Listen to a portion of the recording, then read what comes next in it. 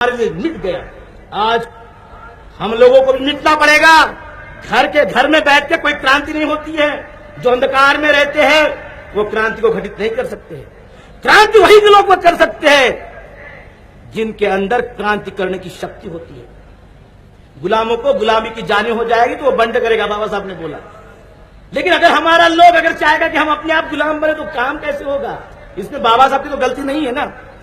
तो बाबा साहब नाम की शक्ति जो है हमारे अंदर का उद्रेक हुआ। अरे बाबा साहब क्या है? ये दो आंख ये बाबा साहब है, ये दो कान ये बाबा साहब है, ये श्वास ये बाबा साहब है। अरे सारा जीवन ही जो बाबा साहब है, बिगर बाबा साहब तो अब जीरो है।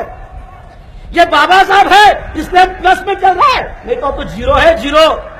अब प्लस में चलना है।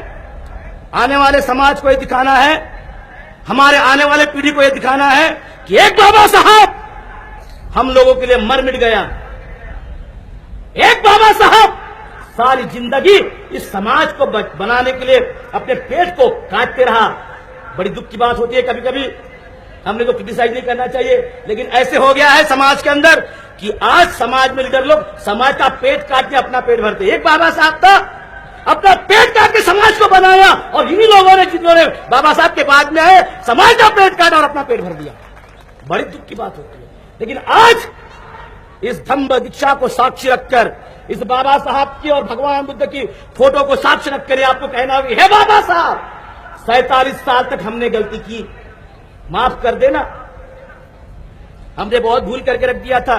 तेरे नाम पर तो हमने खाया पिया, 3 वक्त की रोटी मिलती है, अच्छा घर मिल गया है, अच्छा कपड़ा मिल गया है, हर कुछ अच्छा हो गया है। आज तेरी कसम खाते हैं, तेरे समाज की कसम खाते हैं, तेरे मिशन की कसम खाते हैं, और तेरे आंसुओं की कसम खाते हैं। अरे बाबा साहब रोता था, जानते हैं ना आप लोग, रोता था समाज के लिए कि क्या होगा मेरे समाज का।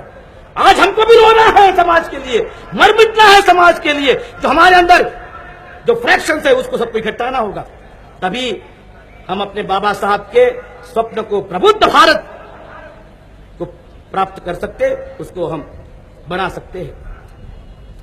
बाबा साहब की जो कल्पना थी प्रबुद्ध भारत कि सारा भारत एक प्रबुद्ध बने, यहां पर जो जाति की वैषम्यता है, जो जहर फैला हुआ है वो नष्ट हो जाए, सारा समाज एक रूप आ जाए। और इसलिए संविधान के प्रियम्बल में लिखा कि न्याय, बंधुता, एकता और भ्रातृत्व, justice, liberty, fraternity and equality. ये तो भगवान बुद्ध 2500 साल पहले बोले, उसी बात को बाबा साहब ने कायदे से बांध दिया।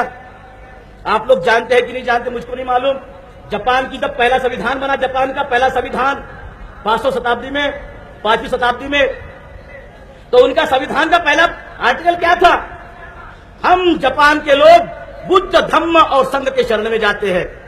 पहला आर्टिकल, हम जापान के लोग, ये राजा ने लिखा कि हम जापान के लोग बुद्ध, धम्म और संघ की शरण में जाते, पहला आर्टिकल। दूसरा आर्टिकल क्या था? इस जापान को चलाने के लिए प्रेम, मैत्री, करुणा, समता, न्याय, बंधुता की आवश्यकता है। ये भगवान बुद्ध को हम साक्षी रखकर इसको मानते हैं। ये दूसरा आर्टिकल आता है। और तीसरा आर्टिकल क्या है कि भगवान बुद्ध ही हमारे देश का प्राणवायु है, प्राणवायु है हमारे देश का। ये वहां का संविधान बोलता है। आज हम